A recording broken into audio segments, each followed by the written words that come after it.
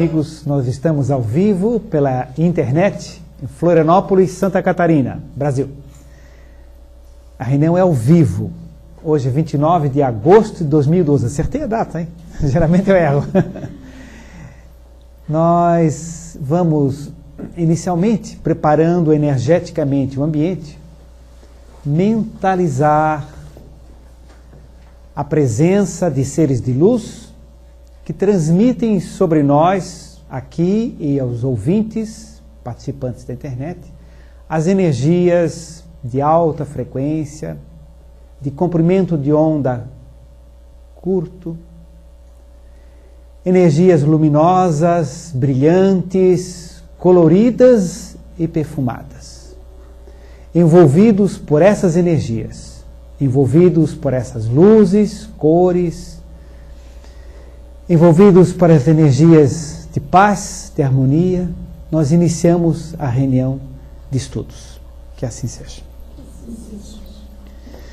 Bem, hoje o tema é livre, no sentido de que as perguntas de vocês motivam a nossa participação. Há alguma relação de perguntas ali, adredemente enviadas, para que não fique um vácuo na reunião, né? E vá movimentando, mas a preferência é dada para vocês, presentes e presentes da internet.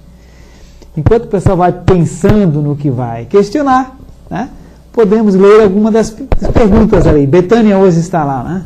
Isso. No Evangelho segundo o Espiritismo, a referência à palavra punição. Como entender isto? Muito bem. É uma pergunta muito interessante. No Evangelho segundo o Espiritismo há uma referência, várias vezes falam na palavra punição. E nós sabemos que dentro da filosofia espírita, da doutrina espírita, nós entendemos que não existe na realidade punição. Existe consequência natural da lei cósmica de ação e reação. Se eu jogo uma pedra para cima, pela lei da gravidade, a pedra cairá. Não é castigo divino, é uma lei cósmica, lei da gravidade. Qualquer pensamento que eu movimente, qualquer sentimento que eu movimente é uma energia. E isso gera uma situação e um retorno automático sobre nós, que é considerado, entre aspas, como punição. Mas é um sentido alegórico, certo? Não existe um Deus punitivo. Esse Deus punitivo é uma alegoria, ele não existe. Porque Deus é amor onipresente, universal e imutável. Deus não fica tristinho, contentinho, brabo, nem castiga, nem perdoa. Essa é uma concepção medieval. Aí as pessoas perguntam, mas eu estou lendo aqui no Evangelho segundo o Espiritismo que Deus pune e tal. Muito bem, Divaldo Pereira Franco, ele numa das palestras, coloca, e nós concordamos plenamente que ele lembra que quando o Evangelho segundo o Espiritismo foi escrito, em 1857, os espíritos que ditaram os textos eram espíritos católicos. Eram padres, bispos, santos da Igreja Católica, que tinham aquela concepção, aquele linguajar típico da Igreja Católica. Então, isto era o trivial, era a maneira de se comunicar, certo? Então, expressavam-se dessa forma. Não deixa de estar certo, só que a gente entende como lei de ação e reação. Não é um Deus punitivo castigador. Mas para as pessoas que não estão acostumadas a olhar a linguagem, é muito comum, tem muitos clientes que são psicólogas e tal, ou da área, e falam, não, mas esse livro aqui fala em punição, isso aqui está superado, não sei mais o quê, é medieval. É uma linguagem de quase 200 anos atrás. Esses espíritos, hoje, se expressariam de forma diferente numa linguagem do século XXI. A ideia é a mesma, só que a maneira de veicular a ideia é diferente, certo? É adequada aos nossos conhecimentos. Freud falava no inconsciente. Quando o Livro dos Espíritos foi escrito, Freud era um bebezinho. Não existia a ideia de inconsciente, por exemplo. Como é que se podia falar nisso? O átomo era indivisível. Hoje se fala até no bóson de Higgs e tudo mais, né? Íons e tudo mais. Né? Então, é uma linguagem própria da época. Daí se encontrar a palavra punição, castigo e outras expressões típicas de 200 anos atrás, quase. Certo? Então é importante a gente fazer essa conotação, fazer essa adaptação. Não há nada que mudar nos conceitos, mas na linguagem sim. Né? Muito bem, fiquem vocês à vontade para perguntar, para a internet também. É só levantar o dedo, o microfone está circulando, né? Está circulando o microfone? Ótimo. Só levantar o dedo que o microfone chega a vocês. Bem, seguimos? Num jogo de futebol, um goleiro pede a Deus para defender um pênalti. E o atacante pede para fazer o gol. Ambos são boas pessoas. Como Deus resolve essa questão? Pois é, né? Isso é muito interessante, né? Porque as pessoas... É uma situação bem peculiar, né? O goleiro é um indivíduo ótimo, cristão, bom pai de família, depende do ordenado dele, a sobrevivência, né? E o atacante também, né? Então ambos fazem fervorosamente um pedido a Deus para que isso, né? Olha, essa é a ideia do Deus que não é o do Deus que nós temos na doutrina espírita. Deus não interfere diretamente sobre os homens. O amor universal, a força de Deus no universo, ele é onipresente. Deus está dentro das pedrinhas, das plantinhas, dos cachorrinhos, dos gatinhos, dos passarinhos e dentro de nós. Está nas galáxias, no macrocosmos, nas partículas subatômicas, no microcosmo. Ele é onipresente.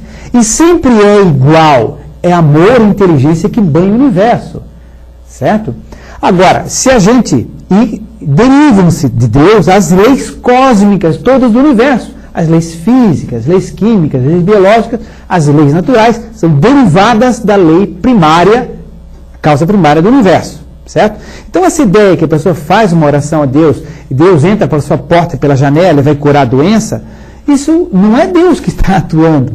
No máximo, entre aspas, os anjinhos da guarda, ou seja, os espíritos superiores ligados afetivamente àquela família, àquela mãe, àquela criança, né? Que tem possibilidade de interferir se a pessoa gera uma energia, cria um campo de vibração e possibilita essa sintonia. Então, se eu escrevo para o presidente Lula, não é mais presidente Dilma, né? Ou se eu escrevo prefeito da minha cidade, senhor prefeito, há um buraco muito perigoso na calçada da minha rua. É infantil imaginar que o prefeito venha de madrugada de macacão tapar o buraco na frente da minha rua. Não virá. Se ele receber a carta, ou seja, se for redigida energeticamente com os selos e tudo mais adequados, os envelopes, botar no correio, na caixa, fazer todo o trâmite necessário, ou seja, a pessoa movimentar-se energeticamente corretamente, né, vai chegar ao prefeito, né? E esse prefeito vai encaminhar para o secretário de obras, que não virá também tampar o buraco da minha casa, que enviará para um gerente de um setor, que enviará para outro. Quando chegar no 40º pessoa, vai chegar 3 pessoas de madrugada lá e vão tapar o buraco na calçada da minha rua, certo? Então as pessoas acham que os prefeitos vão tampar o buraco da sua rua, ou que Deus vai na sua casa resolver o problema da dor de barriga do seu filho, entende? Não é normal pensar isso, só que é uma coisa mais ou menos infantil. Entende? Porque nós temos aqui ainda aquela ideia infantil, medieval, do Deus que fica brabinho, que castiga, que perdoa, Deus fica ofendido, não, tudo mais, né? Ofende a Deus tal coisa, agrada a Deus tal coisa. Isso é uma ideia antiga, entende? Que a gente vai mudando conforme a concepção.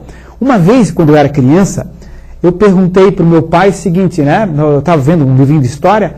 Pai, os cavalos, assim, podem acreditar em Deus? Aí ele deu uma risadinha e disse assim, se eles fizerem ideia de Deus, vai ser um grande cavalo, vai ter cara de cavalo. Aí eu perguntei por quê? Porque cada um imagina Deus de acordo com sua possibilidade. Entende? Então nós passamos pela zoolatria, adorar os animais, pela litolatria, litias e pedra no rim, né? Lito e pedra. Litolatria, onde se adoravam monumentos. Fitolatria, plantas sagradas, né? Depois a visão antropomórfica de Deus, Jesus é Deus, Buda é Deus. As pessoas transferiram para o homem a divindade. E hoje em dia as pessoas ainda têm aquela ideia do Deus humanoide, Deus que tem sentimentos humanos, tá? Seria mutável, portanto imperfeito. Tá?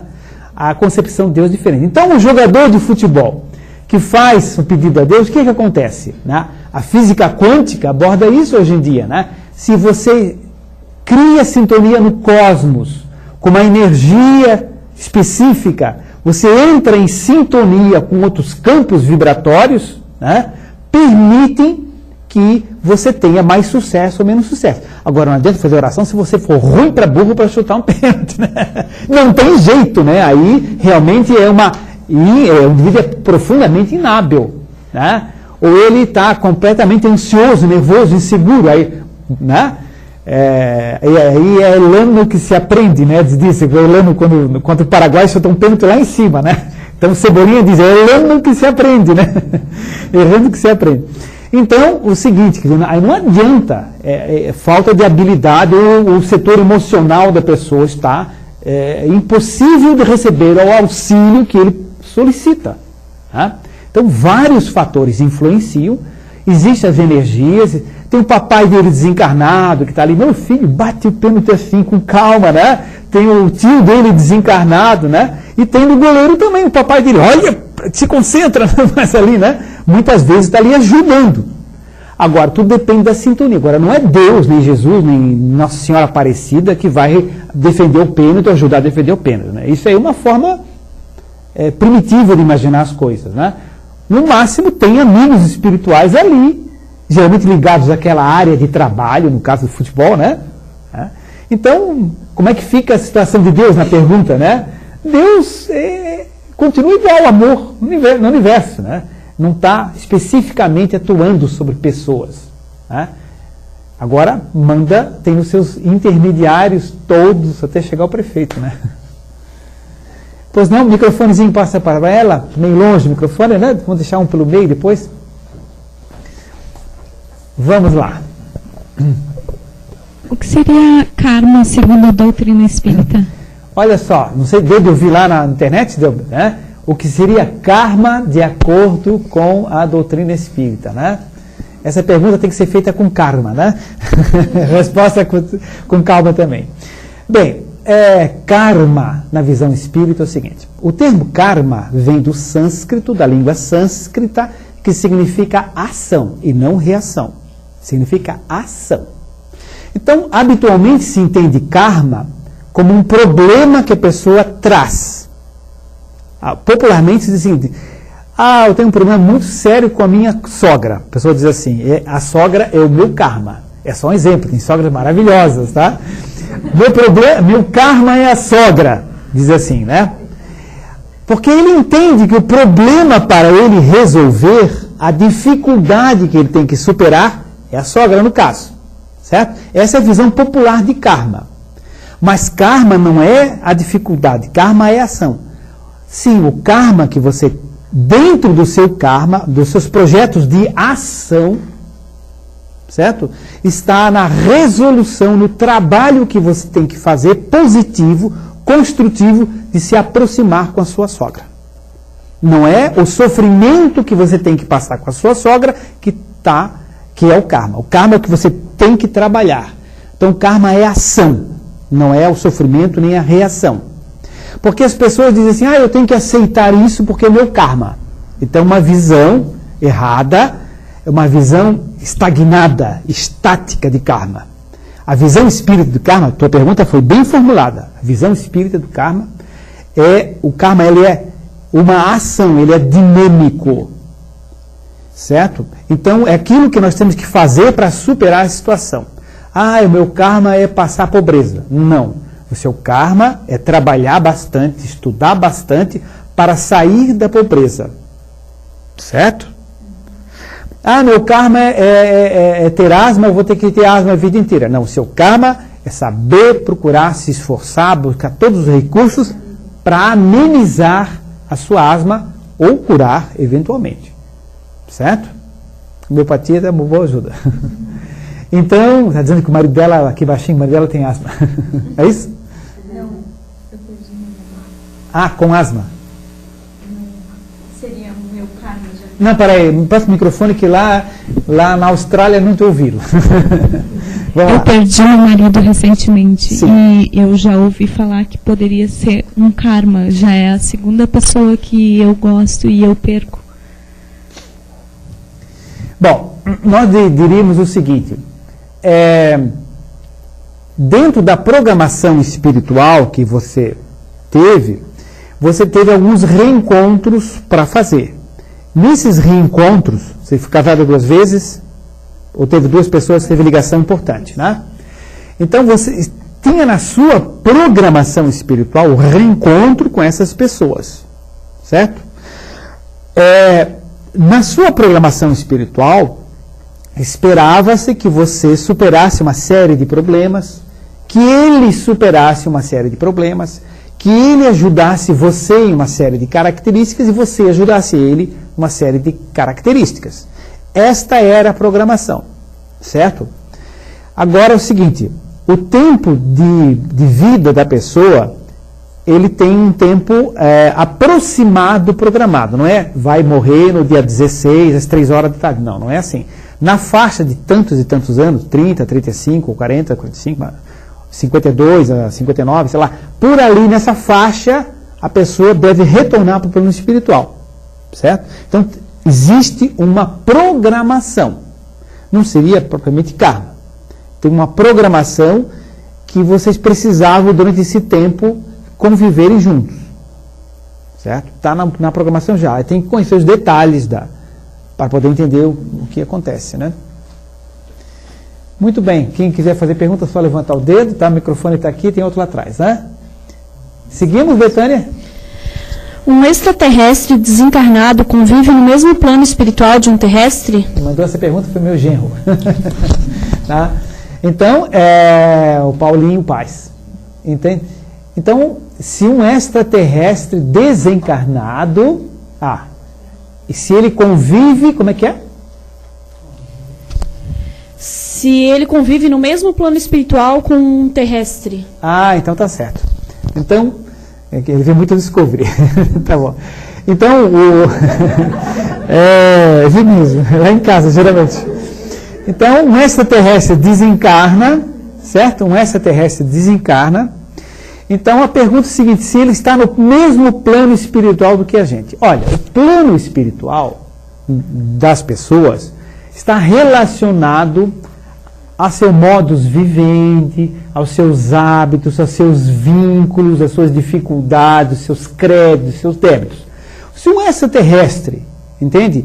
Ele conviveu com uma série de outras pessoas em outro planeta, teve vínculos familiares, problemas, passou por dificuldades, enfim, uma série de situações, a tendência é se situar no plano espiritual relacionado a essas pessoas daquele planeta, certo?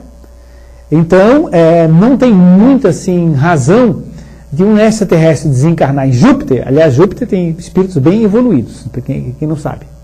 Certo? Desencarnar em Júpiter e vem aqui para o nosso lar, em cima do Rio de Janeiro.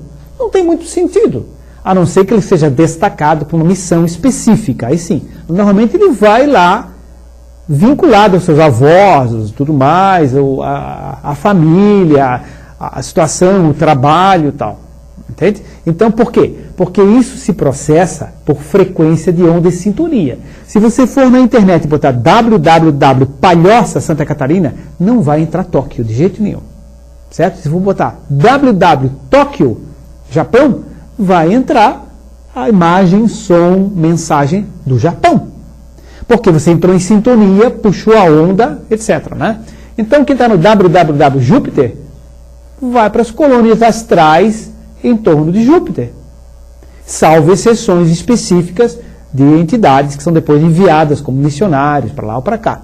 Tá? Uma regra geral é essa. Está vinculado ao seu próprio meio. Tá? Pois não, para ela o microfone ali. Microfone para ouvir na internet. Bem pertinho. Quem está em outros planetas seriam encarnados? Pergunta bem interessante também. Se quem está em outro planeta seria encarnado. Aqui na Terra também, se eles perguntarem lá, alguém perguntar lá no Mercúrio, Vênus, Terra, terceiro, né? Lá no terceiro planeta do sistema solar, do Sol, o pessoal está encarnado ou está desencarnado? O que a gente vai dizer para ele? Tem encarnados e tem desencarnados. E a gente diria para esse jupiteriano o seguinte, olha, encarnados tem mais ou menos 7 bilhões de almas. Né? a nossa população terrestre, e desencarnados nas colônias espirituais em torno da Terra, tem mais de 20 bilhões de espíritos desencarnados nas colônias em torno do planeta Terra. E também nos outros astros existem ou mais encarnados ou mais desencarnados, mas existe sim, exceto astros ou planetas de altíssimo nível evolutivo, como por exemplo o Sol. Os espíritos dizem, no livro dos espíritos tem referência a isso, 1857, já perguntaram isso, no Sol é morada, se pode dizer morada, porque é uma situação tão específica, de seres de profunda sabedoria, de grande amor, de luminosidade intensa.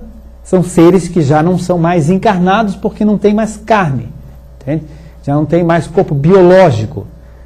São seres já altamente espiritualizados. Mas a grande maioria dos planetas é encarnado mesmo. Planetas do astros do universo, né? Não se refere só ao nosso sistemazinho solar, né? Vamos lá, doutor Valmor.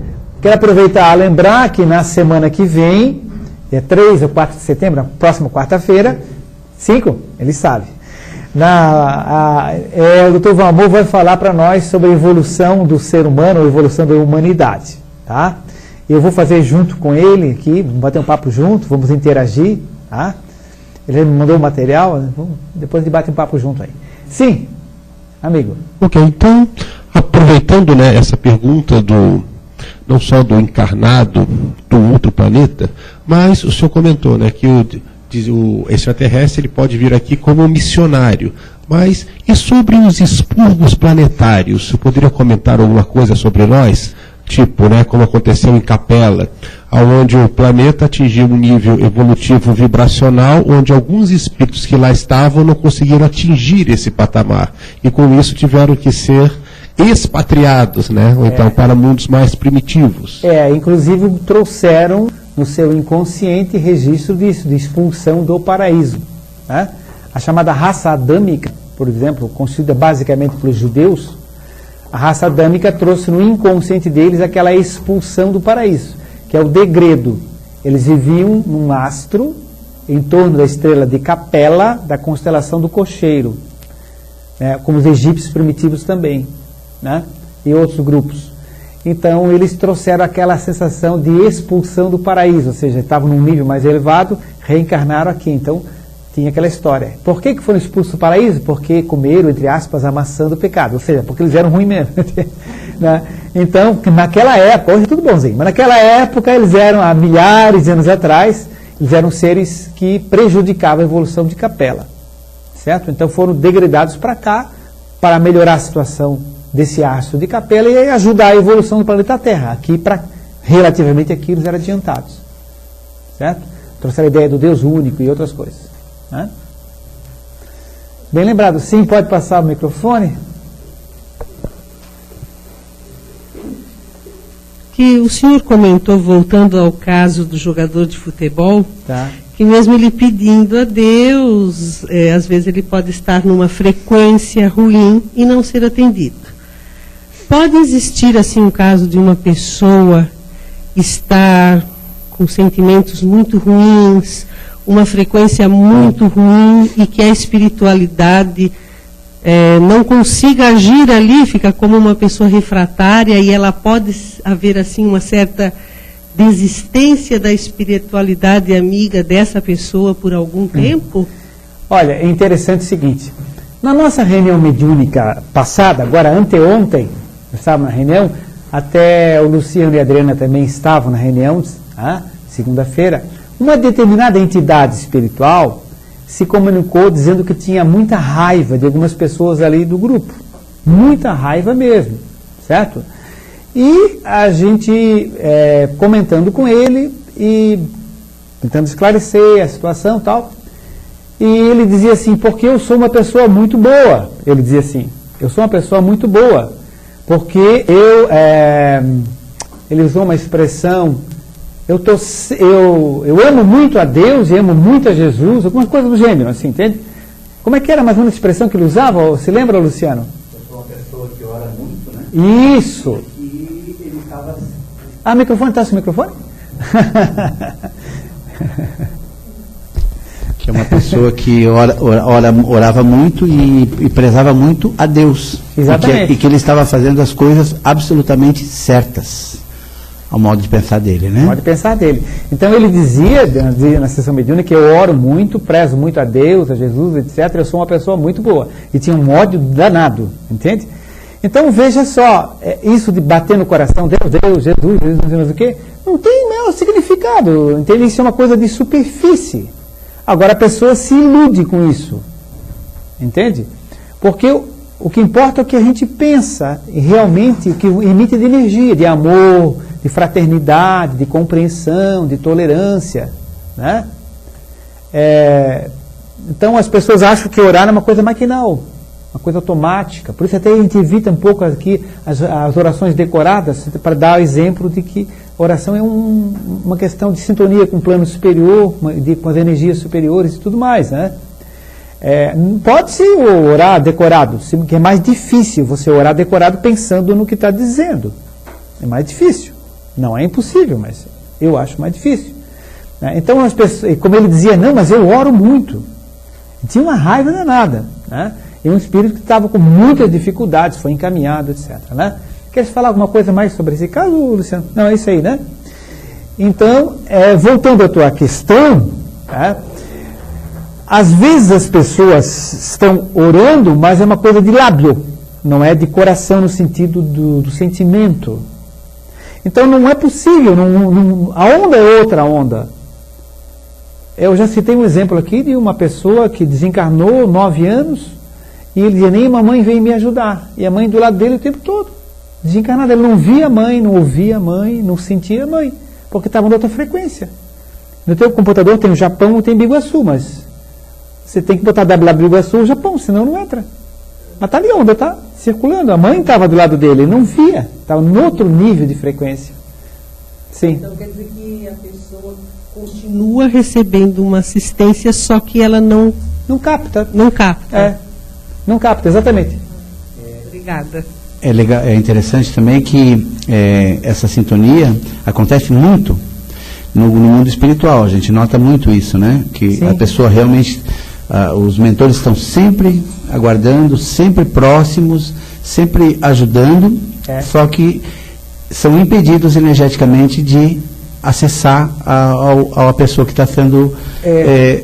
e acontece muito aqui também no nosso plano material. Claro. É interessante saber. As pessoas amigas de verdade chegam próximas, a gente fala umas coisas, as pessoas se aproximam e, na verdade, a gente ouve aquilo que quer. E aí não entra nas boas frequências. Isso acontece também aqui, se repete. É verdade. Tem mais outra pessoa que pediu o microfone? Eu perdi um irmão há pouco tempo. Sim. E alguns meses depois, meus pais receberam uma carta, né? Sim. O que eu achei interessante é que, assim... Carta psicografada. Isso. Uhum. Incontestável, assim, né? Que era dele. Mas me chamou a atenção que, na forma de falar, muitas vezes a gente não reconhece. A minha pergunta se sofre interferência da pessoa que está... Sempre sofre interferência. Tem um livro que chama-se Estudando a Mediunidade, tem um desenhozinho, que tem uma lâmpadazinha e tem 5 cartõezinhos assim, um cartão listradinho, um de furinho, um de branco e tal. Então a luz é a mesma, bate em cada cartãozinho e sai aqui com furinho, aqui com tracinho, aqui com isso, com aquilo. Então essa mensagem ela chega com as características do médium, certo? Com as características do médium. Então, com a maneira de expressar do médium, o que importa é a essência. E às vezes, no que diz, você pega uma palavrinha ali, ou uma expressão, ou um sentimento que você consegue identificar, como você conseguiu identificar, né? Mas nem o Chico Xavier, ele conseguia passar exatamente as características do motoqueiro que estava se comunicando, do pipoqueiro que estava comunicando e tal. Porque eles reconheciam, meu Deus, ele fala na tia Biloca, não sei o que, no cachorrinho Pinto, está tudo direitinho ali. Mas meu filho não dizia assim, querida mãezinha, nunca me chamou assim. O Chico expressava a querida mãezinha assim. vem pelo Chico, passa pelo Chico, é querida mãezinha. E nunca assim, cara mãe, ô mãe. O Chico jamais vai receber assim, ô mãe, estás aí? O Chico não tem como receber isso. Não está nele, não tem essa possibilidade. Entende? A não ser que seja inconsciente em outra língua, aí vem. Mas fora disso, não. Então, o médium sempre dá um percentual. Divaldo Franco, na sua generosidade, na sua humildade, ele coloca o seguinte: antigamente, a minha comunicação mediúnica era 80% anímica minha, e 20% dos espíritos superiores da Joana de Ângeles. Hoje eu melhorei muito. 80% é da Joana de Ângeles, 80% é dos espíritos superiores, 20% ainda é meu. Não é 20 não, é menos, muito menos dele, é muito mais dos espíritos. Mas esse é um exemplo didático que ele dá para nos ensinar que sempre tem uma participação anímica, ânimos, alma, do próprio médium. É exatamente assim. A tua pergunta foi muito importante, muito significativa, muita gente que está assistindo pode ter essa dúvida também. Então você vê pelo conteúdo, pela ideia geral, ainda pega ainda algum detalhezinho que você, isso aqui só ele sabia.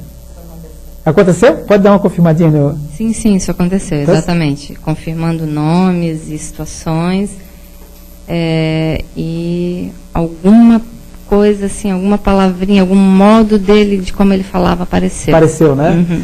Quando meu pai desencarnou também, em 1988, né, teve uma psicóloga, amiga nossa, que recebeu uma mensagem psicográfica no grupo mediúnico dela, entende? Aí ela recebeu a mensagem, então alguns parentes meus que eram espíritas logo aceitaram e compreenderam bem. Mas teve alguns que não eram espíritas, não, mas aqui, teu pai não usava essa expressão aqui, esse aqui não é teu pai, entende? Aí, mas a gente sabe, funciona assim, né? Inclusive teve um detalhe muito curioso, na comunicação, ele se dirigia a, assim, e também as minhas duas filhas, eu não tenho irmã, entende? Aí a pessoa, você tem irmã? Não, tá vendo? Eu faço aqui duas filhas. Assim, mas tem duas moças que frequentavam muito a nossa casa e tudo mais, que ele chamava das minhas filhas. Entende? Então, só o meio médium nem sabia disso. A psicóloga lá que recebeu psicograficamente, né? Manda, diga às minhas filhas que eu estou bem, não sei mais o que e tal. Então, estava ali, exatamente. Então, a gente reconhece, né? Mas quem olha de fora com um aspecto crítico, faz um estudo. Quantos filhos tem? 2 homens. Pronto. Então, pode jogar fora, não é? Não é verdade? Mas é interessante, a pergunta é muito interessante. Seguimos? A Cida de São Joaquim pergunta, o que é a mente para a doutrina espírita? A mente para a doutrina espírita, ela se situa no chamado corpo mental. Corpo mental tem na obra do André Luiz, Evolução dos Mundos, recebido pelo Chico, tem um capítulo só chamado corpo mental. Tá? Então nós temos o corpo biológico, onde tem o cérebro, que não é a mente, certo? Nem as reações bioquímicas no cérebro não é a mente. Para materialista né? Lógico. Tá? Não é a mente. Depois nós temos o corpo espiritual, ou perispírito, certo? Que é um corpo onde os espíritos andam, sentam, conversam, batem papo, com o corpo espiritual. E mais profundamente tem o corpo mental, ou que equivaleria ao ego. Esse corpo mental. Ali é que é a sede da mente, da inteligência e tal. Ali expressa-se a mente da pessoa, no corpo mental. Certo? Isso é para a doutrina espírita. Seguimos? Seguimos. O Carlos Lopes de São Lourenço, ele comentou... Minas Gerais. Isso. Ele comentou, fez o seguinte comentário. Falando em ETs, tem um livro escrito por um ufólogo em que uma suposta vítima de abdução, sob hipnose, relatou que esses seres projetaram numa tela, como de TV ou cinema, uma vida passada dela na Grécia Antiga. Existem alguns livros de ufologia que abordam também reencarnação, escrito por não espíritas. Daí ele pede para o senhor comentar um pouco. O conhecimento de reencarnação existe há muitos séculos e não é criação da doutrina espírita, nem descoberta da doutrina espírita, nem mérito da doutrina espírita. Nós estudamos a reencarnação, tá? Kardec veio trazer isso, os espíritos vieram organizar isso, mas é um conhecimento secular, né? Lá Platão, na Grécia Antiga, já falava, né, para renascer é necessário mergulhar no rio Letz, rio do esquecimento, enfim. né? Os hindus falavam em reencarnação, os egípcios da época dos faraós falavam em outras vidas, enfim, isso é um conhecimento universal, tá? Com relação a isso. E também os seres de outros planetas sabem que existe reencarnação quando eles são interessados, estudiosos ou sérios, né? Com relação à abdução, eu já participei de congresso internacional de ufologia.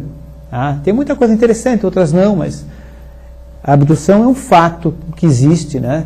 Tem um filme terrível, inclusive, sobre isso, que é Contatos Imediatos de 4º grau, não de 3º, de 4º grau, que fala em abduções, com entrevistas de pessoas que foram abduzidas.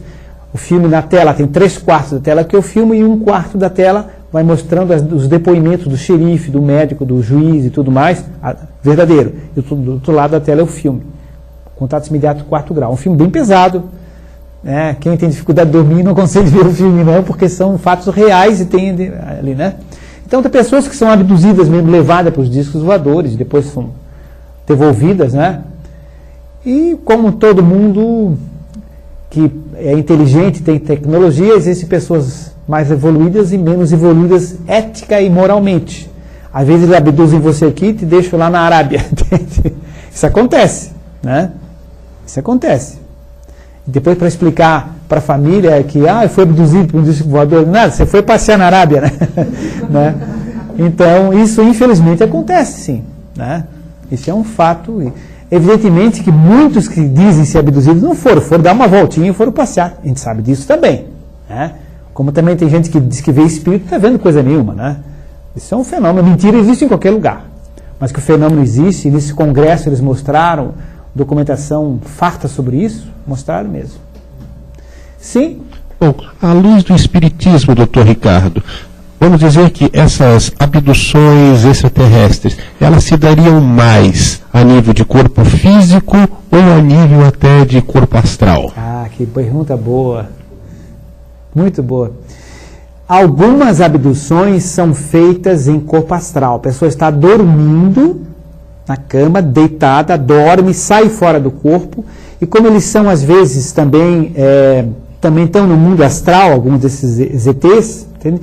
Eles abduzem a pessoa e levam para alguns locais. Agora, se a pessoa faz uma bela de uma oração à noite, faz uma sintonia com seus amigos espirituais, faz os melhores pensamentos ligados à natureza, à paz, à harmonia, pedindo ajuda para o próximo e tal, ela vai entrar em sintonia com seres de luz. E pode dar uma belíssima volta num disco voador desse aí, visitar colônias espirituais maravilhosas e voltar encantada, né? Isso acontece. Agora, se a pessoa está com raiva do cunhado, está querendo que ele se complique na vida e tudo mais, é evidentemente que se isso acontecer, vai entrar em outro disco da pesada, né? Se isso acontece. Então, algumas abduções, sim, são em corpo astral. Algumas são, né? Depois eles ficam difícil explicar quando não sabe que tem desdobramento astral, que tem viagem astral. Aliás, um dos temas do fórum, inclusive de outubro, né, de 13 de outubro, um dos temas é viagem astral. Aproveita a oportunidade para lembrar que as inscrições mais cedo pegam os lugares, as fileiras mais à frente. Então não deixe muito para final de outubro, não, porque tudo é legal, mas sentar lá no fundo não é tão legal como sentar bem na frente ali, né? Mais interessante, né? Então, por enquanto, ainda tem bastante lugares na frente, né? Só uma dica para quem está aí ouvindo, né? Divulgar para os amigos também. Bom, vamos adiante? Da internet ou relação de perguntas aí também? A Lúcia perguntou... Lúcia de onde? Imbituba. Imbituba. Em relação a esse assunto, né, de abdução, ela perguntou onde fica a proteção espiritual nisso tudo. Igualzinho a proteção espiritual aqui, certo? Tem criança que sofre violência física terrível aqui na Terra, por terrestre. Tem pessoas que são assaltadas e passam por torturas com criminosos. Igualzinho, proteção espiritual acontece em todos os lugares. Agora, depende da frequência que a pessoa está, do meio que ela está, da energia que ela trouxe desta vida, das vidas passadas, é o tal negócio. A mãe estava do lado, há 9 anos, a proteção espiritual. Ele não via a mãe, estava lá no umbral pesado. Entende? Então, não adianta a gente botar a culpa em Deus, ou botar a culpa nos protetores, ou anjos da guarda que está dormindo, se a gente não está na sintonia correta. Então a mesma coisa, seja com encarnado, seja com desencarnado, seja com ladrão, seja com espírito obsessor ou extraterrestre, é tudo igual. Exatamente, a proteção funciona da mesma forma. Sintonia de onda. Eles estão aí, mas a gente tem que fazer o plug. Se não bota na tomada, não tem jeito. Né? Temos uma relação de perguntas aí? Isso. Um terráqueo em viagem espacial desencarna como astronauta em outro planeta. É do meu jeito também. Um terráqueo em viagem espacial desencarna como astronauta em outro planeta. Para onde ele vai? Fica vagando? Paulinho. Então é o seguinte, um astronauta numa viagem espacial desencarna, não é isso? Ele está numa viagem astral no outro planeta, tá? E desencarna lá. Então ele está lá em Marte, daqui uns 50, 100 anos, né? Está lá em Marte e ele desencarna em Marte, né? Então, para onde é que ele vai? Ele vai para uma colônia espiritual de Marte ou fica vagando? É essa a questão. Ora, ele vai exatamente o local onde ele está sintonizado. O que pode acontecer é que ele pode estar tão interessado em Marte, passou a vida inteira sendo preparado para essa viagem interplanetária. Aquilo para ele é a coisa mais importante da vida, certo? E ele pode, se houver uma estrutura lá em Marte preparada para isso, ele pode ser acolhido naquela colônia espiritual, lá em Marte, e continuar seus estudos, continuar e tudo mais. Mas isso não é regra geral. Os vínculos deles estão aqui mesmo na Terra. A tendência é ele ficar se ele for florianopolitano, por exemplo, né, ele pode ficar na colônia de Desterro, né, Luciano? Pode ficar na colônia de Desterro, que tem aqui em cima de Florianópolis, que era o nome antigo de Florianópolis, é Desterro, né? Para quem de lá de fora não sabe. Então, poderá ficar aqui mesmo, porque todos os vínculos dele, a história dele, está ligada a Florianópolis. Entende? Não tem nada a ver com Marte, né? A não ser uma situação muito especial. Muito bem. Seguimos? Seguimos. Uma criança de 9 anos comete um ato criminoso incendiando uma casa, ocasionando a morte de alguém. Ela é responsável? Uma criança de 9 anos incendeia uma casa, ou de brincadeira, ou de propósito, né? Aí vai depender, né? Se ela é responsável. Bem, até em cima disso cabem outras questões, né? Vocês podem formular. Olha, uma criança de 9 anos, ela tem 9 anos nessa encarnação. Ela tem milhares de anos atrás. Milhares de anos, milhões de anos, se contar as fases pré-humanas. Então, o que existe no interior desse espírito? Botou fogo sem intenção? Colocou fogo para ver se vingava de alguém? Colocou fogo por que motivo? Vai depender das energias que ela movimentou.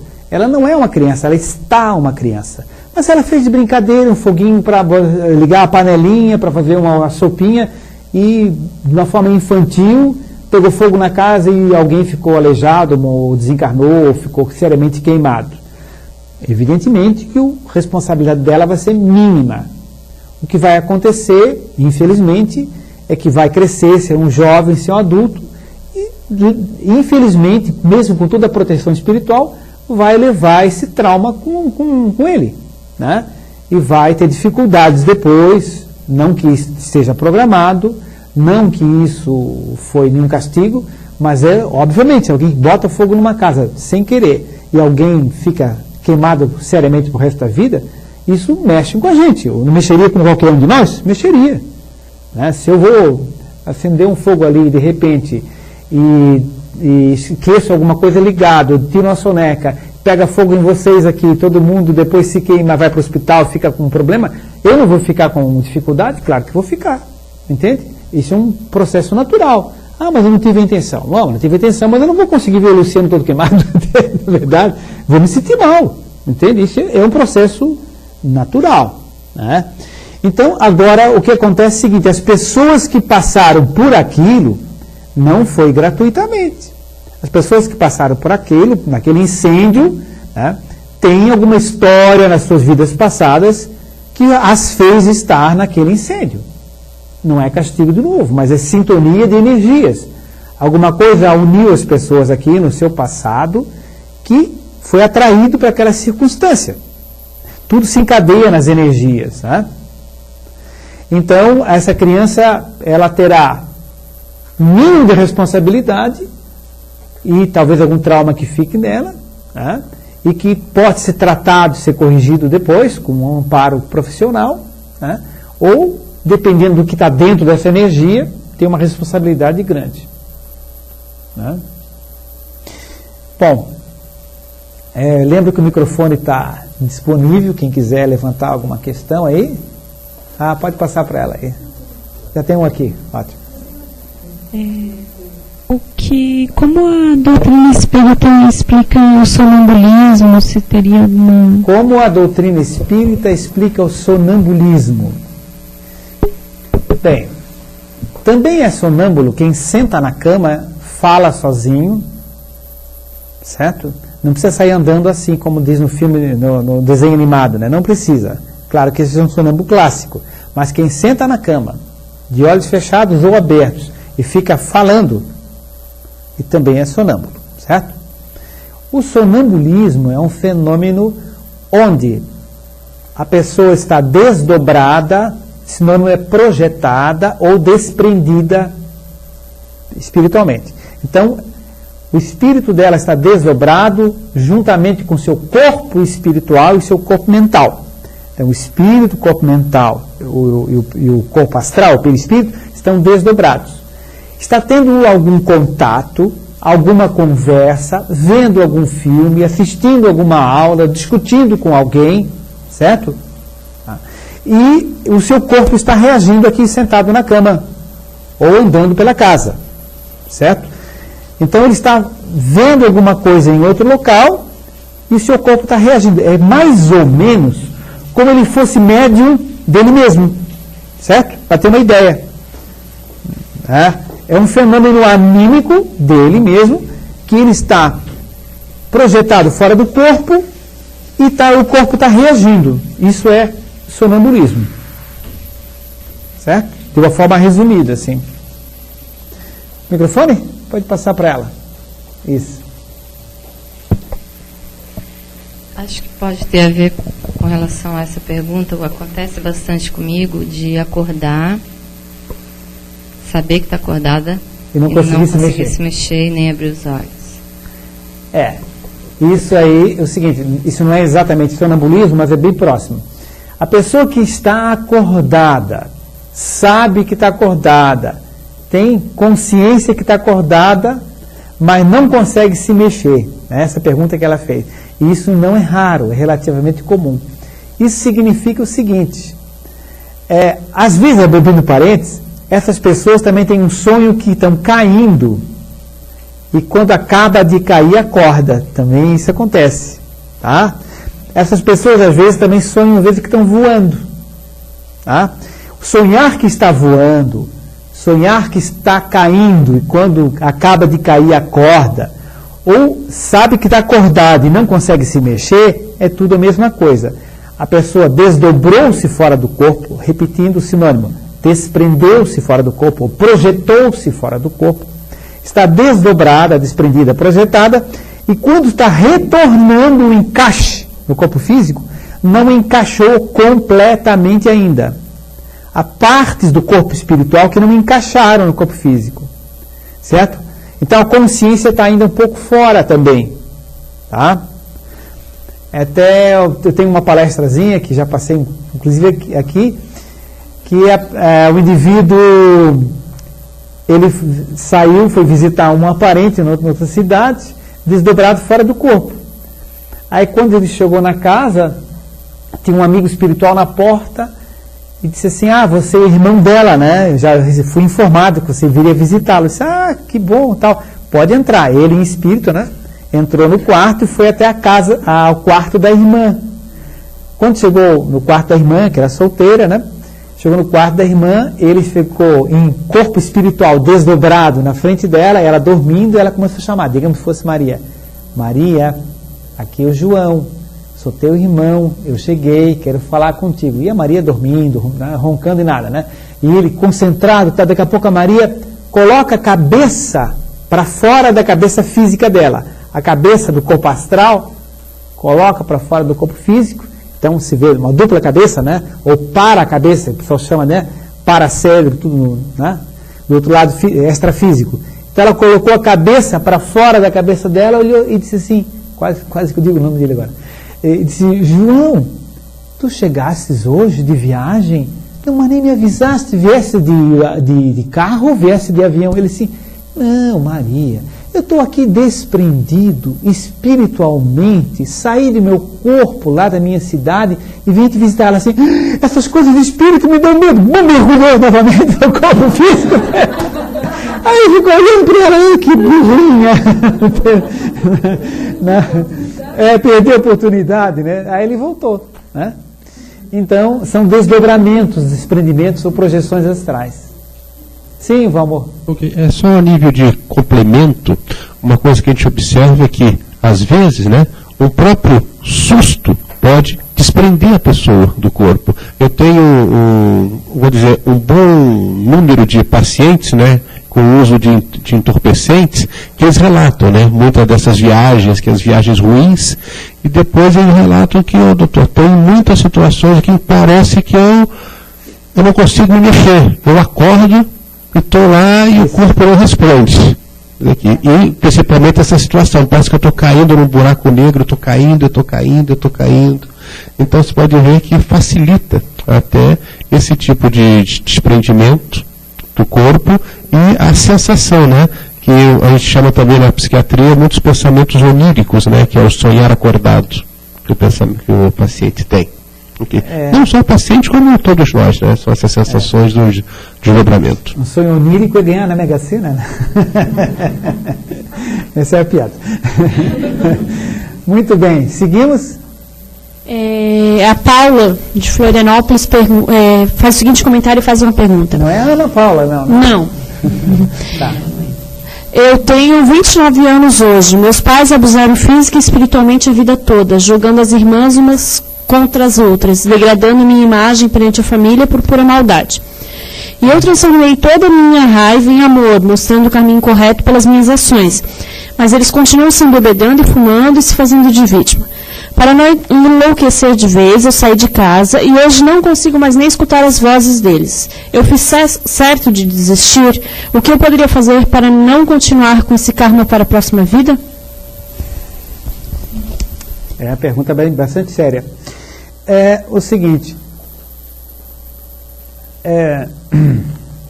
existe uma passagem que Jesus disse o seguinte: não atirai pérolas aos porcos para que eles não as pisem com os pés, ponto. Ou seja, as pessoas às vezes não estão preparadas para receber o auxílio que a gente julga que deve dar, ou que eles têm que receber, ou que eles têm que aceitar. Às vezes as pessoas não estão preparadas. Só que em vez de jogar pérolas, a gente pode jogar para os porquinhos um milho, certo? Que é algo que eles vão entender, que está no nível deles e que pode ser mais útil. Então muitas vezes não se pode fazer grandes coisas, mas se podem fazer pequenas coisas que devem ser feitas. Então, em certos momentos, aqueles que nós queremos, assim... Eu me lembro quando eu tinha 17, 18 anos, eu tinha uma ânsia, até hoje eu gosto de divulgar a doutrina espírita, mas eu tinha uma ânsia, porque meu pai e minha mãe eram espíritas, eu nasci já ouvindo falar explicações das coisas. Então eu queria falar para meus colegas, explicar alguma coisa, e eles morriam de rir, entende? Mas ele é maluco, acredita em fantasma, acredita em disco voador, enfim, tudo mais, né? Então, era uma coisa inadequada, uma coisa imprópria. Depois a gente cresce e vê que tem que ter o momento certo, a pessoa certa, para poder passar aquilo que a pessoa está pronta para receber, ou quase pronta, abrir algumas portas. Mas enfiar pela goela abaixo alguma coisa que não está preparado, não é produtivo. No entanto, a gente deve estar disponível, a gente deve prestar alguma orientação de uma forma mais sutil, certo? Muitas vezes uma revista, não lê nada, um filme, não sai de casa, pega um DVD e manda. Nosso Lar, por exemplo, Chico Xavier, alguma coisa do gênero. Ah, eu não gosto disso, eu gosto de coisa científica. Manda um DVD de um filme de física quântica. Afinal, quem somos, né? Quem somos nós? Quem somos nós?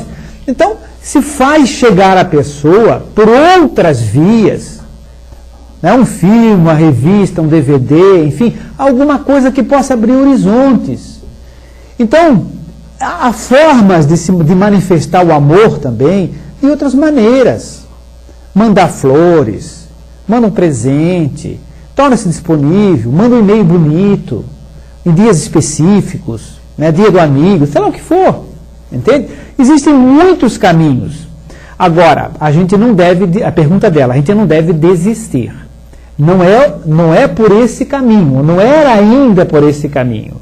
Não adianta para quem é a pessoa que está... Uma vez chegou no meu consultório um rapaz, disse assim, ô amigo, o que posso ajudá-lo? Ah, eu estou aqui porque minha mãe mandou. Ah, tudo bem, amigo, o que posso ajudar? Não, porque eu fumo maconha, não sei mais o que, eu uso uma cocaína de vez em quando e tal. Sim, mas você quer uma ajuda? Eu não, eu quero continuar fumando maconha, cocaína, não estou afim de nada. Mas o que você deseja? Estou aqui porque minha mãe mandou, então vim à consulta. O que é que eu vou fazer com um cara desse? Entende? Ou que posso tentar conversar, explicar sobre os problemas. Já sei de tudo isso. Tem até na internet, ele falou. Entende? Isso que você falou, eu já sei. Entende? Mas eu não estou afim, ele disse, eu não quero. Bom, eu gastei um tempo, conversei com ele, expliquei alguma coisa, me coloquei à disposição, entende? Dei alguns sites, algum endereço, indiquei alguma revista e tudo mais, indiquei uma psicóloga especializada em droga, mas eu não vou dizer. Bom, se um dia você ir, ó, essa pessoa aqui, ó, especializada em droga, tem umas dicas legais que pode abrir para você vai aprender uns baratos diferentes, que você vai entender que é diferente, né? A linguagem dele, e pode ser que um dia abra alguma porta. Mas não era o momento. Não adianta você querer mudar agora uma pessoa que não quer. Né? Mas a gente não vai simplesmente negar. A gente tenta abrir um outro caminho. Não dá pela para um porco, mas dá um miminho para ele. Entende? Pelo menos ele enche a barriguinha, para. Né? Fica mais calminho e tudo mais. Então, há alguma outra maneira, algum outro caminho. Às vezes pergunto, por exemplo, uma questão parecida com isso. Qual é o livro melhor para indicar para uma pessoa? Um livro espírita? Depende da pessoa. Certo? Se a pessoa é um professor de literatura na universidade, não vai dar, e é ateu, você não vai dar Evangelho segundo o Espiritismo que ele vai rir. Não faz sentido nenhum. Entende? Você vai dar para ele, olha, tem aqui ó, uma obra psicografada por Divaldo Pereira Franco, ditada pelo espírito de... Ai, meu Deus. Ardo Ascensão, como é que é o nome do autor mesmo? Um autor francês, famoso. Meu Deus. Victor Hugo. Né? Victor Hugo, sabe? Victor Hugo. Ditada pelo espírito de Victor Hugo.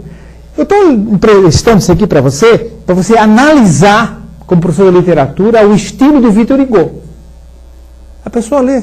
Mas é incrível, o cara fez uma cópia incrível, uma história diferente, o fraseologismo, não sei mais o que, as analogias, metáforas que usa, tudo do Victor Hugo. Pois é, esse autor recebe também de outros, esse médium, de outros espíritos, completamente diferentes, outros estilos. Não acredito, é verdade?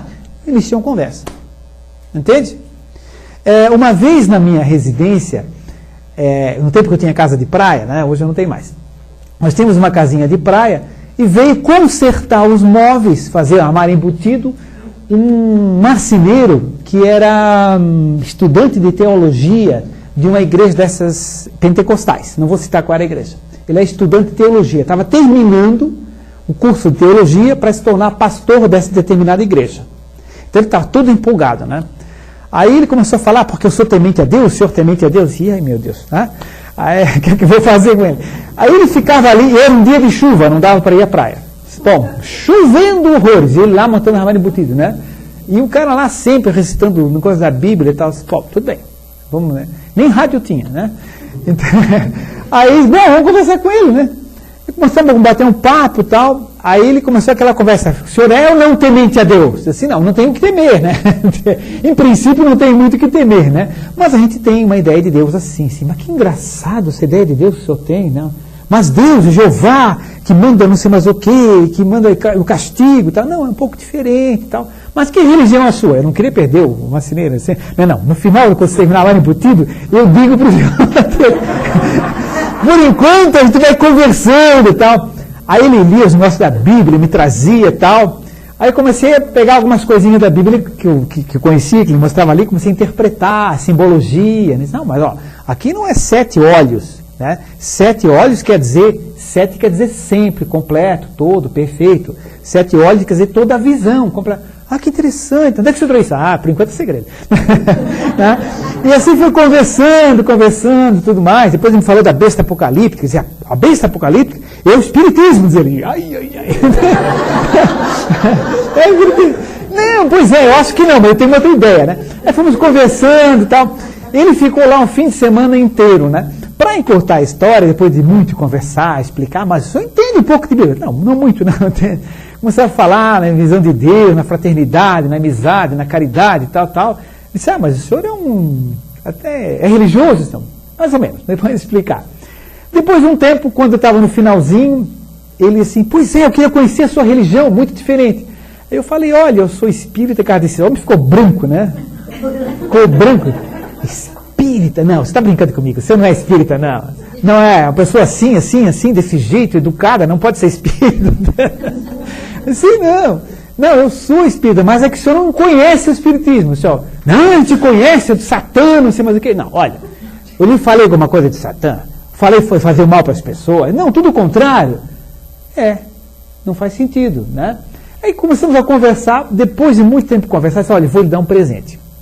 É um livro que explica algumas passagens de Jesus na nossa visão. Aí mostrei o Evangelho segundo o Espiritismo, não queria nem tocar, né? Aí comecei a abrir, ler para ele alguma coisa e tudo mais, etc. Começamos a conversar, e ele começou a ficar assim, mas eu estou perdido, diz ele. Estou completamente perdido, não é nada disso que eu estudei e tudo mais, afinal, o senhor é uma pessoa, parece uma pessoa boa, está falando nisso. Eu sei que o homem ficou extremamente confuso. Não, leva esse livro assim. Não, levar assim eu não posso levar. Como é que eu vou sair com um livro espírita na mão? Se eu sou estudante de teologia dessa igreja. E se embrulhar, o senhor leva? Né? Aí pegamos tirei a capa de um outro livro, peguei a capa de um outro livro, embrulhei, levei, ele assim, deve botar uma sacolinha? Não, tudo bem, botei uma sacolinha, ele levou o livro e passou semanas lendo. Um dia ele me telefonou assim, como é que está o armário embutido, não sei mais o quê, alguma dúvida, ele queria conversa, né? Eu disse, não, tudo bem, tá tudo certinho, um ajustezinho, você pode fazer um ajustezinho aqui? Pode. Ele veio lá, veio todo contente, começar conversando. Olha, abriu uma concepção nova para mim. Quando eu for pastor, eu não vou falar que vocês são do diabo. Ele disse, não vou falar que vocês são do diabo, não vou falar que são de Satã, porque eu estou vendo que não tem nada do mal aqui, diz ele, entende? Né? Aí o seguinte, aí eu convidei ele para assistir uma reunião do ICEF. Em 1987, acho que é isso, por aí, os primeiros anos do ICEF. O ICEF funcionava na Federação Espírita Catarinense, na Avenida Mauro Ramos 305, que foi sede da Federação Espírita Catarinense naquela época. E um dos fundadores do ICEF foi o presidente da federação, que era o Dr. Ari Kardec Bosco de Mello. E eu fui um outro fundador, o Mário Santiago, outro e tal. Né? Então, o Fialho, que vai estar no fórum também, enfim. Aí o seguinte, deixa eu ver o que eu ia falar. Tá. Aí eu convidei ele para poder assistir a reunião.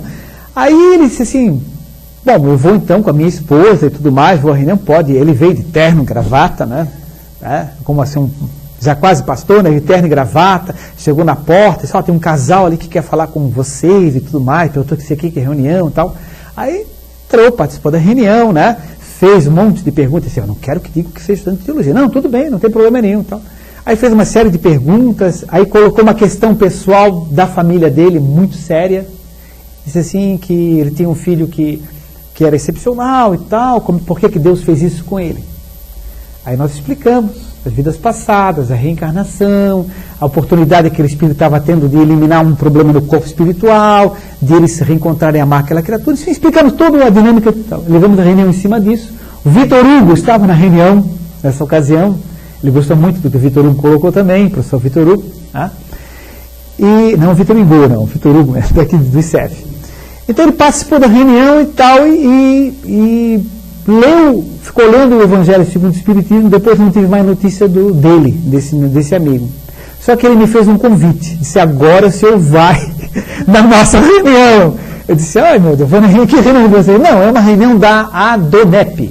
A ADONEP é a Associação dos Homens de Negócio do Evangelho Pleno, chama-se. É de uma igreja, né? É uma igreja. Então, convidou para essa reunião. Aí nós fomos à reunião, era um jantar, tudo muito, muito chique, muito bem arrumado, um jantar muito gostoso, gente muito simpática, etc. E cantavam muitos hinos e rezavam bastante no jantar o tempo todo, né? Aqueles hábitos de aleluia e tal. E a gente acompanhava, levantava, sentava, tal, no jantar, né? Ficamos o jantar inteiro assim. Aí daqui a pouco a minha esposa assim, olha o que tem debaixo do prato. Eu disse, não, o que tem? Então, olha debaixo do teu prato. Aí tem, debaixo do prato, um papelzinho. Se você quiser aceitar Jesus, levante-se. Aí eu dizia assim, agora o que eu faço? Assim, não. Porque aceitar Jesus para eles é aceitar entrar para a igreja. Entende? Né? Aí depois veio uma senhora falar comigo e tal, e falar com o quase pastor ali. E depois ele veio falar comigo, olha, ela ficou impressionada com a minha conquista. Eu disse, qual foi a sua conquista? Trazer uma pessoa que estava ligada ao demônio para assistir para assistir uma reunião nossa aqui na reunião, né? Aí eu disse assim, pois é, mas você não explicou para ela. Não, ainda não deu para explicar muito bem, porque foi hoje e tal, disse que tem um casal espírita que vinha à reunião e tal. Aí, na realidade, depois... Aí ela veio com umas pessoas, mas quer dizer que vocês não quiseram aceitar Jesus? Não, a gente já aceita, mas de outro jeito e tal, né? Então, tudo bem. Bom, então, agradecendo, pessoal muito simpático, atencioso, amoroso, entende? Uma reunião muito agradável, com as características deles, evidentemente, né? Mas foi uma experiência interessante. Então, quer dizer, para essa pessoa, o Evangelho segundo o Espiritismo foi perfeito. Perfeito, trouxe uma visão completamente diferente explicando as palavras de Jesus. Sim? Ricardo, essas palavras mexeu muito comigo, porque eu fui criada na religião católica. Sim. Rezando as orações que me deram. E às vezes eu paro para pensar e me coloco numa situação de dizer assim... Está com defeito. Não sei rezar de outro jeito, senão as orações que a religião católica me deu. Eu sei que nós precisamos evoluir, eu sinto, meu coração diz. Sim. E muitas coisas me aconteceram que não faz parte da religião católica. E por isso estou aqui. Mas esse processo de desvincular uma coisa que tu foi posta e procurar uma outra alternativa me deixa em situações muito com muita dúvida, com muito receio, porque existe todo um processo na tua vida estou com 39 anos que foi me colocado desse jeito, e hoje eu estou fazendo parte de uma reunião que me coloca algumas coisas que eu fico pensando, puxa, será que é isso mesmo? Uhum. Então, eu quero colocar para o senhor uma dúvida. Pois não. Como que a gente pode evoluir através de leitura, através de cursos, palestras, mas ter uma visão espírita além daquilo que é colocado para... como é que eu vou colocar? Além daquilo que a gente vive e que a doutrina espírita explica, fazer parte do nosso dia a dia, né? De que forma a gente consegue evoluir no dia a dia? É através de doação? É através de ajudar o próximo? É através de... O crescimento espírita se dá só com leitura? Não é isso. Eu acho que é tudo, é um conjunto. Sim. Posso responder? Pode. Tá. Então é o seguinte, olha, os espíritos amigos dizem que a evolução é como o voo de um pássaro. Esse voo tem o pássaro tem que usar as duas asas, a asa do amor e a asa da inteligência ou do conhecimento, certo? Então, você voa desequilibrado se não tiver desenvolvimento proporcional das duas asas, do amor e da inteligência. Tá? Então, o amor seria o que se faz, o que se irradia, o que se pensa, o que se sente de fraternidade, de bondade, de tolerância, de paciência. É a boa conduta. Isso é uma reforma íntima que a gente tem que fazer, que é um processo longo. A outra é o processo da informação, do conhecimento, do uso da inteligência. Porque não adianta ser amoroso e ser profundamente limitado, não poder explicar para ninguém, ajudar um filho, entende? E assim por diante, ajudar a sociedade, enfim, ajuda, mas é mais lento. Então tem que ver a junção progressiva das duas coisas. Tudo é um processo, você usou a palavra processo. Tudo é realmente um processo. É lento. Como é que alguém pergunta assim, eu quero que meu filho seja um maratonista ou um ginasta olímpico? Como é que eu faço? Assim, passo a passo, exercício após exercício, treino após treino. É a mesma coisa, é a leitura, é o estudo, é a meditação, é a participação, frequência, de uma forma ou de outra, né? Isso tudo vai estruturando a pessoa e ela vai modificando-se. O difícil mesmo é a assimilação disso tudo. Eu posso saber algumas coisas, mas eu não consigo colocar tudo em prática ainda. Certo? Alguma coisa já consigo colocar em prática. E a gente vai treinando com as coisas simples. Há muitos anos atrás, se um carro me fechava, quando eu tinha 18 anos, né, eu começava a dirigir, eu ficava muito bravo. Com 28, eu já não ficava bravo. Tudo bem. Né? Hoje, se um carro me fecha, etc., eu comecei treinando, assim, poxa, que você seja feliz, que você vá muito bem, que você não tenha nenhum problema, amigo, não aconteça nenhum acidente com você, que seja em casa, seja bem recebido pela tua companheira e tal. Quando eu comecei a dizer isso, a minha esposa dizia assim, isso não é sincero. Assim, não é sincero, estás com raiva dele. Assim, olha, eu não estou com raiva, eu estou meio incomodado, mas eu estou treinando.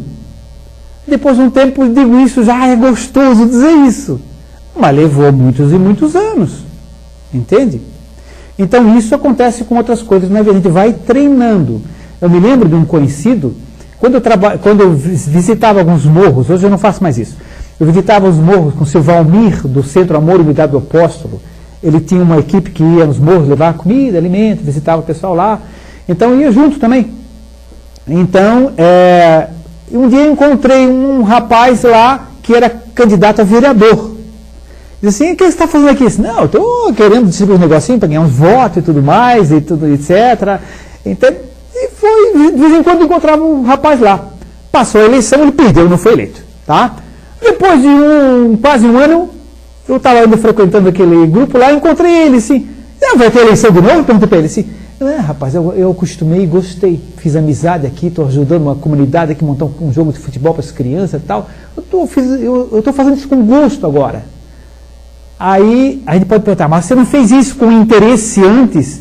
Fez, mas foi uma coisa boa, foi treinando, e agora estava gostando de ajudar a comunidade carente ali. Entende? Então tudo é um processo lento de modificação. Entrar para a doutrina espírita não é muito difícil. Certo? Agora, a doutrina espírita na gente é muito difícil. Eu ainda acho difícil. Tem coisas que eu não consigo ainda resolver. Né? Na hora que alguém te faz uma coisa terrível, né? A gente tem que ter um controle e tal. Às vezes a gente consegue um pouco. Né? Aquela história de amar os inimigos, gente, não consigo ainda. Consigo ter uma ignorância do inimigo, né? Mas isso aí é só para os grandes mestres. Né? Então tudo é um processo, é lento, é progressivo. Agora, o que é maravilhoso é que a gente não acredita, a gente passa a conhecer. Você não acredita na vida após a morte, você intercambia com os amiguinhos lá de cima. Você participa nas sessões mediúnicas, teu pai vem, tua avó comunica, entende?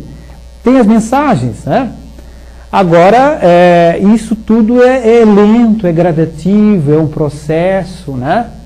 Eu já contei aqui, quando minha avó desencarnou, levou 17 anos para ter uma mensagem dela. E eu dizia, pai, afinal, o senhor está espírita, a mãe também. Não... Calma, meu filho, tudo tem um momento certo. 17 anos para ver a comunicação. Então, tudo tem seu momento certo. E a gente vai batalhando por aí. Faltam ainda 5 minutos. Tem uma pergunta aí de relação aí? Tem uma última pergunta da internet. É da Ana, de Florianópolis. É uma pessoa que age de forma incorreta em relação aos próximos. Ela dissimula, agride verbalmente, maltrata, enfim. Mas ela tem convicção de que está certa. Essa pessoa seria mais ajudada entre aspas, pela espiritualidade a alcançar seus objetivos do que uma pessoa boa, mas que se autocritica demais e chega a ter dúvidas se está certa ou não? A pessoa que é boa, como ela disse, realmente porque às vezes a pessoa se julga boa, mas não tem nada de bondade. Às vezes são outras coisas, né? Às vezes chama de bondade, ingenuidade, chama de bondade, criancice, infantilidade. Eu sou tão boa que todo mundo me engana. Isso não é boa, isso é burrinha, é outra coisa, né? Então isso é infantilidade, isso eu sou muito boa, né? Então nós temos que definir o que é que as pessoas dizem boa mesmo, né? Eu tinha uma parente que dizia assim, eu sou muito boa. Boa nada, ela tinha ciúme, inveja, rancor, era quietinha, paradinha e se achava muito boazinha, né? Não era nada disso, né? Mas não faço mal a ninguém. Mas você fala com ela, só sai chispa ali, né? Reclama de todo mundo, reclama do presidente, governador, prefeito, deputado, senador, da vizinho, não sei mais o que, parente, cunhado, todo mundo fala. Mas que sejam muito felizes, né? Que Deus os ampare sempre. Eu rezo muito por eles. É uma ilusão, isso aí é uma criancice. Ela não é boa, ela é realmente infantil. No caso da pessoa realmente ser bondosa e ter essas inseguranças, né, ela tem mais facilidade de sintonizar com a luz. A pessoa que dissimula tem mais dificuldade de sintonizar com a luz, do esclarecimento e das energias de frequência de bondade. Certo? Todos têm auxílio. Os grandes assassinos, tem gente que está ajudando eles, não assassinar. Estão ajudando assim, intuir, pelo amor de Deus, meu neto, não faça isso. Está ali do lado. Né? E ele não está captando a avó que está ajudando tudo mais. De repente ele dá uma luz, não vou matar essa pessoa, não sei o que e tal. A avó lá, graças a Deus, me ouviu. Né? Então, todos têm amparo, todos têm assistência, mas a pessoa tem que criar o campo de energia para a sintonia. A pessoa mais bondosa tem mais facilidade. Mas ela não deve criar muito obstáculo, né, também. Microfone para a moça. A última pergunta. Já passou. Pergunta a última, então. O que seria um déjà vu? O déjà vu, na realidade, o termo certo seria déjà vu. Nem um francês, né? Déjà vu. O déjà vu, né? O déjà vu, sensação de já ter visto alguma coisa, tem fora mentira, etc, que muitas vezes né? Mas quando é real, o déjà vu, tem 2 tipos de déjà vu. O projetivo, por exemplo, a pessoa teve naquele lugar em desdobramento astral. A pessoa teve numa reunião com a pessoa para discutir, com os amigos da família, um problema da família. Quando encontra com a família, se reúne e diz, puxa, eu tive a sensação que você já me disse isso, eu respondi aquilo para você. Já fez mesmo, na véspera, em sonho à noite. É um déjà vu projetivo, projetado fora do corpo, já teve aquela experiência e tem a sensação de já ter visto aquilo ou ouvido. Certo? O outro tipo de déjà vu é o déjà vu reencarnatório. Por exemplo, a minha mulher teve na Escócia. Nós chegamos lá, ela começou a chorar, reconhecer os lugares, etc. Viu que aquele quadro está alterado, o lugar dele não é ali, trocaram o quadro, confirmamos tudo. Entende? Ela tinha vivido nesse lugar. Eu conto isso num dos meus livros que eu tenho aqui na livraria, né? Eu conto essa história, entre outras coisas, né? Então é um déjà vu reencarnatório, por exemplo. A pessoa vai ao interior da Bahia, por exemplo, cidade secular lá, ou a Laguna aqui, começa a chorar. Meu Deus, se descer a escada vai ter isso, vai ter aquilo, no fundo da igreja, tudo certinho. Já morou ali, já esteve naquele lugar antes. É um déjà vu reencarnatório. Tem 2 grupos. E tem subdivisões. O déjà lu, já ter lido alguma coisa. O déjà escuté, né? Já ter escutado alguma coisa. Né? Déjà entendi, já ter entendido alguma coisa e tudo mais. Tem uma série de subtipos. Né? Déjà aimé, já ter amado alguém. Né? Tudo isso são termos em francês porque a origem é francesa mesmo disso. Né? Gente, está na hora de a gente encerrar. Né? Então vamos agradecendo a presença de todos, a internet. Eu vou solicitar ao Luciano para fazer o encerramento da reunião.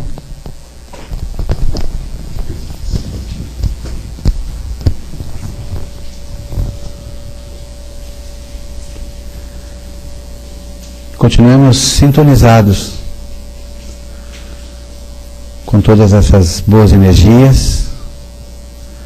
Nesse momento chove aqui próximo a nós.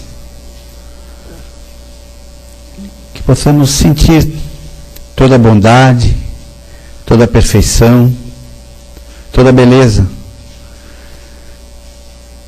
de um ser perfeito, portanto suas obras perfeitas, disponíveis sempre a todos nós. Que possamos enxergar sempre onde as coisas não pareçam ser tão boas, o bom, porque sempre existe. Que possamos sorrir para as pessoas que passam por nossos caminhos, estender uma mão, ouvir, muitas vezes mais do que falar, e aprender sempre que o bem é o caminho que mais nos aproxima à verdadeira felicidade. Sintam em seus lares, levem a seus lares todos esses bons pensamentos que aprendemos aqui hoje. E o mais importante, coloquemos todos em prática. É isso que o Pai Maior espera de cada um de nós. Muita paz e muita luz, sempre, em todos os nossos caminhos. E que assim seja. Está encerrada mais uma reunião do ICEF.